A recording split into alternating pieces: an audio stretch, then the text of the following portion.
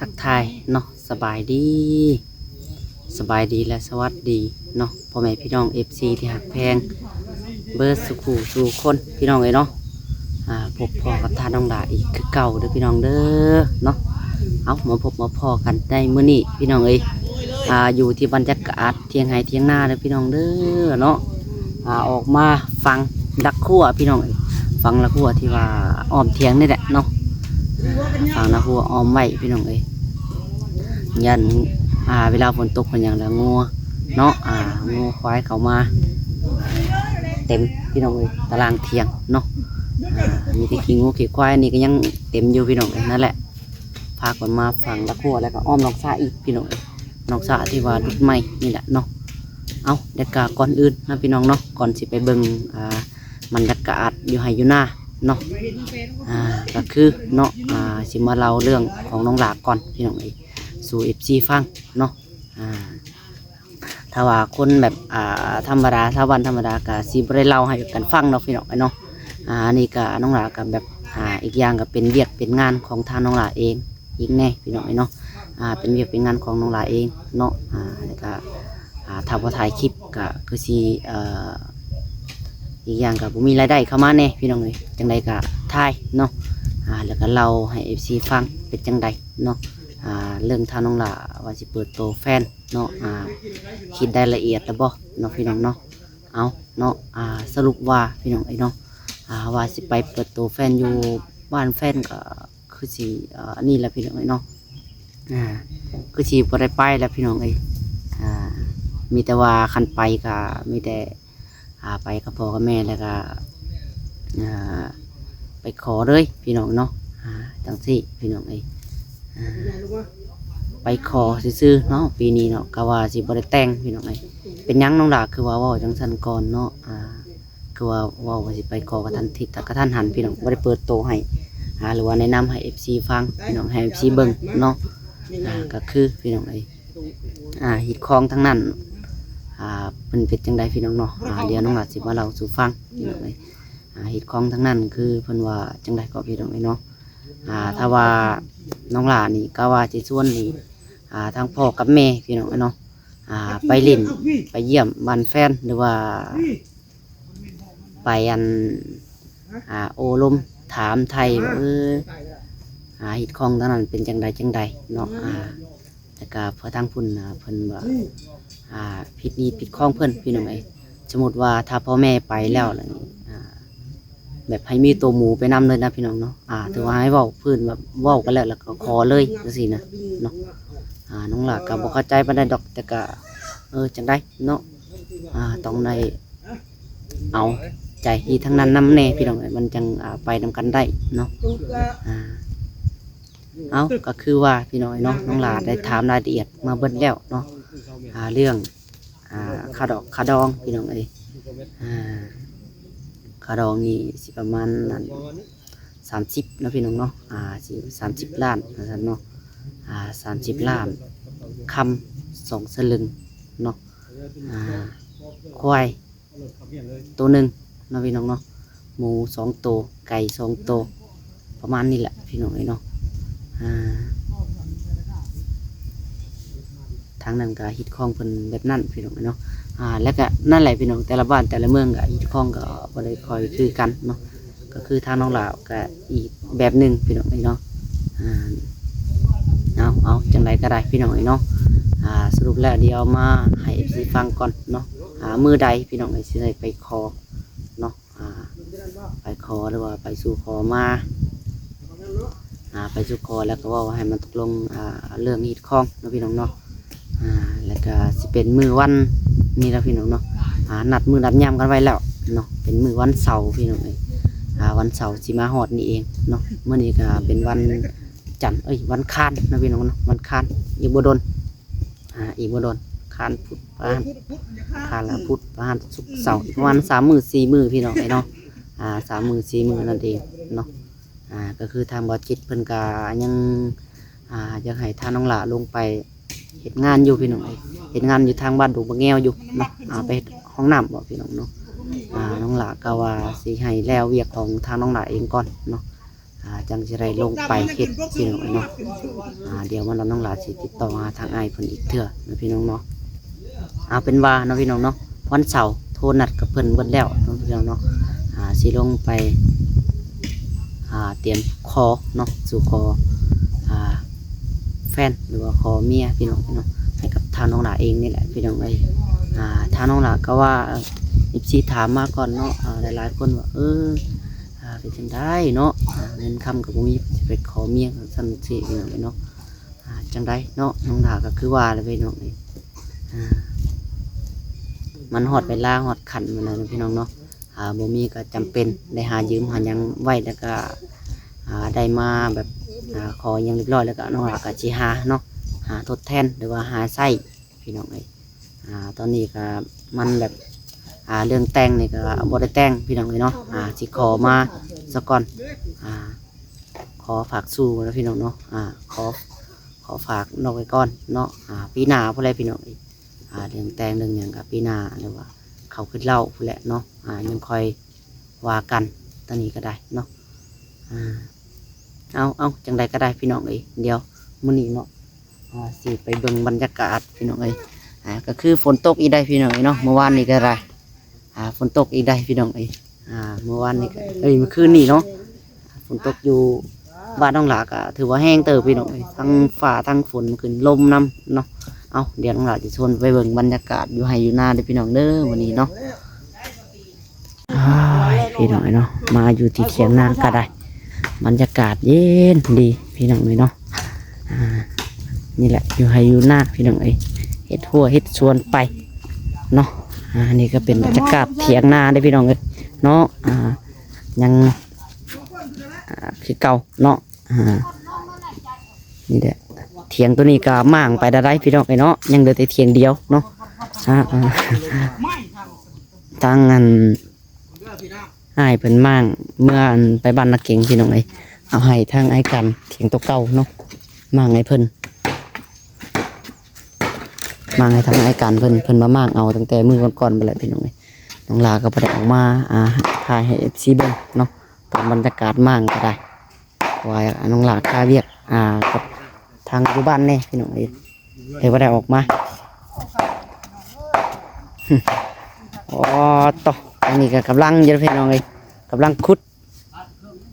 คุมไหนคุมไหนใช้จะทางเข่าไปอันนี้แหละวางไหนตัวนี้สายตัวนี้ทางเข่าบ่เอาให้มันลมรถไถเนาะแม่นสิละเอาก้ามาลมรถจุกเด้อแฟเด้อรถจุกไงรถจุกคอยซื้อรถจุกบ่แล้วคอยว่าพอจะเห็นตู้เลื่อนได้แบบกดรีโมทได้เถียงหน้าเช็ดกดรีโมทอีกบ่โอ้ยไปเนาะชื่อไมโครชื่อตู้รีโมทคอยยังไม่เคยเห็นจังเนาะเอาซื้อยนต์มันยังไม่ได้ไตกระดิ่งทางนี้ก็เบาทรงพี่น้องสวัสดีว่าทรงเนาะทางเพิ่นก็น้องจ้อยเพิ่นพี่น้องมักสั่นเสริงดอกกูได้ปีนอยู่ทางนั้นน้องตุ้ยทองเพิ่นบ่ได้มานำพี่น้องเนาะเพิ่นทาสีเฮือนเพิ่นเนาะน้องหลากะหากะสิออกมาถ่ายคลิปให้ FC เบิ่งเนาะบรรยากาศอยู่หน้าบ่ไก่เต็มมีบ่น้องจ้อยมีแล้วเอามาต้มได้ขนาดนั้นแหละนั่นนี่แหละพี่น้องกำลังเฮ็ดหัวเฮ็ดหยังอยู่เนาะโอ้ทางนั้นไถนาเลย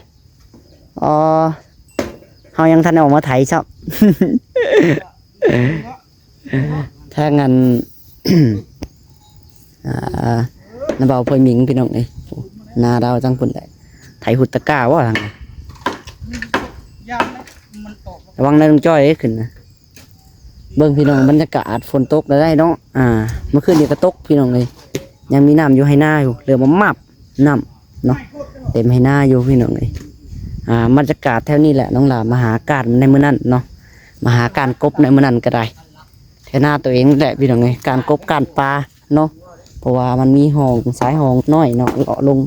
ใส่หวยใหญ่พี่น้องเลยนั่นแหละมีปลามีอย่างแทนขึ้นมา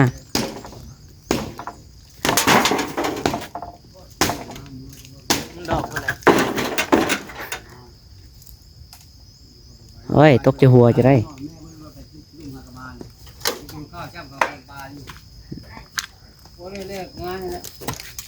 มาเลาะบรรยากาศตามให้ตามหน้าให้ซีเบิ่ง ออกเด้อพี่น้องออกเด้อ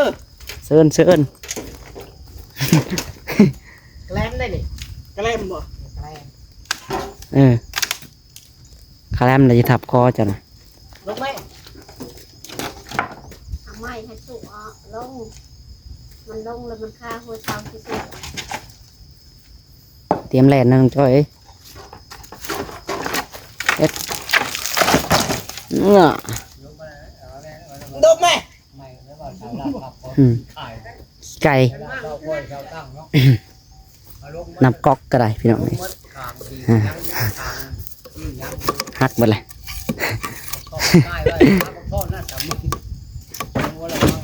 ยกกับพ่อเลยกินหลังใช่เลยลงหลังเลยได้กู แต่ก็ใส่ได้อยู่เนาะ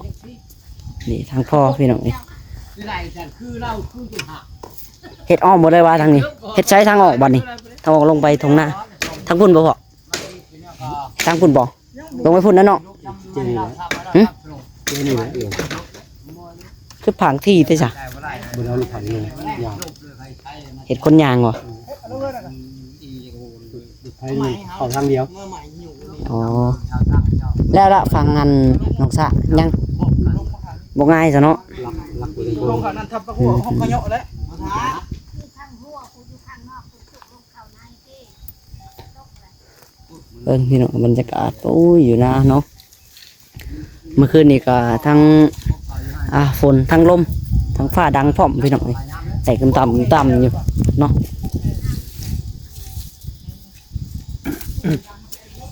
ไปดี ไปดีทั้งพ่อเนาะ ฟ้าเลยโกไก่ บ่ดำเพิ่นบ่ได้อยู่บ่และพี่น้องเถียงนาบ่ดำเพิ่นฮะ ไปหาเฮ็ดออกเลย อ๋อเพิ่นไปหาเห็ดบ่อืม หาเฮ็ดบดเฮ็ดโง่ โอ้เห็ดละโงกก็ออกแล้ว โง่เฮ็ดปวกแล้ว เห็ดดินนะเนาะออกบ่ได้พี่น้องเลยเห็ดละโงกเห็ดปวกเนาะโอ้ยเห็ดผึ่งเนาะเห็นเริ่มออกแล้วเห็ดก็ได้มันฝนตกแหละ โง่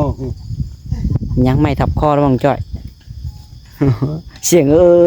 อยู่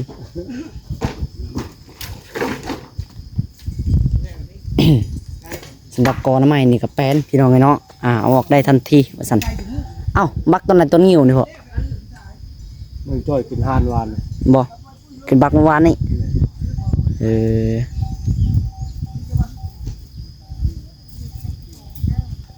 หาเนี่ยปรุงมา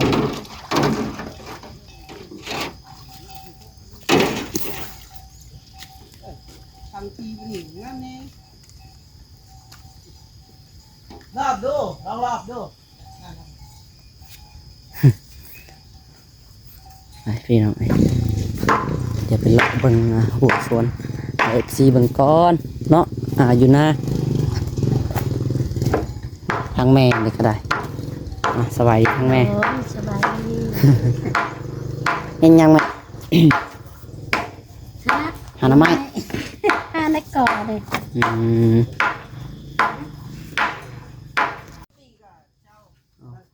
ไก่ได้เนาะเฮาก็ได้ไก่ชนย่ำหน้าได้พี่น้องเอ้ย โอ้ยหมูไทยไทยนาหมดเลย จันจ้อเข้ามาเลย นชื่อน้ำมันอยู่ เขาละไทยให้ไทยหน้าแล้วเนาะ แม่ถ้าหมูมีทำเงินชื่อน้ำมันเป็นได้แหละ เอ้ย เป็นได้แหละ นี่ก็รักคั่วเนาะเตรียมจะมาพังไปมาเบิ่งทางจุดเพิ่นลงอันนี้ก่อน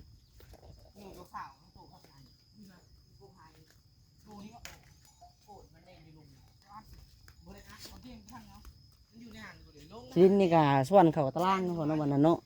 เอามาคูณตารางพี่น้องเลยเอาเข้าห่มหนึ่งพอรถจ้ะคูณตารางพี่น้องคูณขึ้นเนาะ เข้าลูกเข้า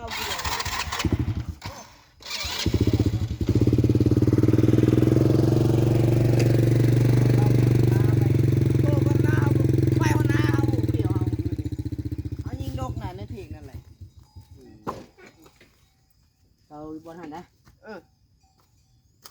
ไปหามานี่นกกระตูบุญใหญ่ไปดอกประมาณ9 ตัว ลายมันรัดลูกเข่าก วดกลัวน้อย ก่อนควายน้อยเนาะก่อนควายใหญ่ไปแล้วเก่าโตนเลย เกียดกับตัวลูก กลัวหาโลเขียดกัน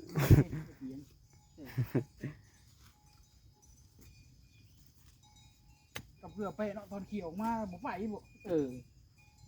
เกี่ยวหมูเป็นน้ำมา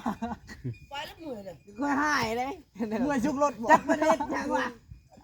จักเห็นยังในโดดนะกลับไปกลับมาจนในถามบนเอ็ดมาลงทางอีกยังไม่รู้เลยแฟนเพิ่นลงทางอยู่ คือ ยัย โดน ตี กับพิษว่าชุกรถก็อยู่พิษ ไปหาก้านบ่ หลงทาง ได้คืน อืมรถตายบ่ใช้รถถึงจอยไปได้มาบ่ กระจีด รถตายแหละ มันตายแล้ว นั่นน่ะ มันนอกน้ มันบ่ได้กินน้ ำมาแล้วชวนไปตากฝน ทีนี้เราเอาเป็นมาที่หัวเป็นตีนเอาหัว แต่ว่าปกติ ำช่วงนี้รถคนบ่ได้กินน้ำตาย ที่หลวงพ่อ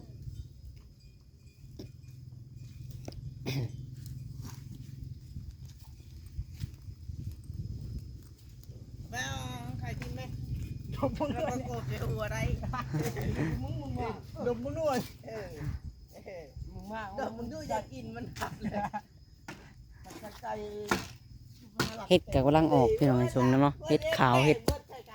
เฮ็ดผึ่งก็ใกล้แล้วเนาะเฮ็ดผึ่งก็เริ่มออกเลยพี่น้องเอ้ยเดี๋ยววันนั้นเนาะถ้ามันออกคักแน่ก่อนพี่น้องเอ้ยสิชวน FC ไปหาเลาะเบิ่งเนาะเลาะหาแถวป่าทั้งนั้นเลยพี่น้อง จากนี้พอจุกรถแล้วมันแตกจุกรถแล้วมันโคมกันไม่ใช่จุกรถ รถนะหัววันชุกรถเอง ออกมานี่นะมานี่นะไปเอาทุกอัน ทางยากของด้วยเนาะ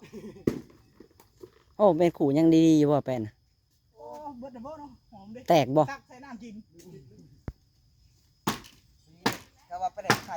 ขู่ห่างไก่ ไปแม่นี่ไม่เป็นเกินเหลวเลยนะไปจ้ะง่วงเงาพระกล่องมือเดียว ไปเลยลืมมาใส่แกงเฮ็ด เนาะ เป็นเบรกเด้ เดินเบรกเนาะจะชุ่มครับเนาะ แซ่บบ่ กระต่ายกับหนูตัวขาวเมื่อคืน ปามปัก10แล้วเนาะไปพี่น้องเดียวชวน FC ไปเลาะเบิ่งก่อนถ้าคุณเนาะเลาะเบิ่งนะให้หน้าก่อนพี่น้องเอ้ยเบิ่งบรรยากาศเนาะ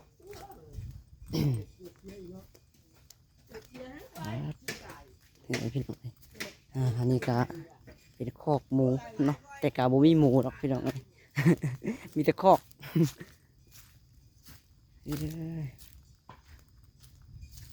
นี่ก็น้องสะใหม่พี่น้องเลย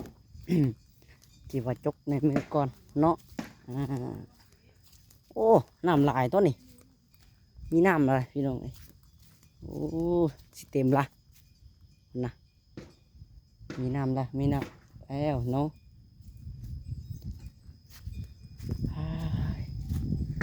บรรยากาศแถวไห้แถวหน้าพี่น้องเลย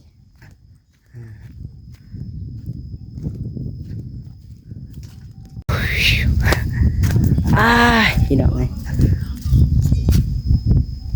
แดดสิจัดแจ่มในจังหน่อยเลยพี่น้องเด้อเนาะแดดขี้ฝนแหมเอาโอเคพี่น้องเลยเนาะสำหรับที่นี่ก็ได้น้องหลาสิขอตัวลาไปก่อนพี่น้องเลยจังใดกะอยู่ดีไม่แห้งเบิดสกูทุกคนนะพี่น้องเนาะจากก่อนอื่นก็ขอขอบคุณใจหลายๆเนาะ FC เนาะเบิดสกูทุกคนที่คอยกดไลค์กดแชร์และก็เป็นแรงบันดาลใจกับทางน้องหลาพี่น้องเลยตลอดมาเนาะเอาสำหรับคลิปนี้ก็ขอกล่าวคำว่าพี่น้องเลยเนาะโดยสบายดีพี่น้องบ๊ายบาย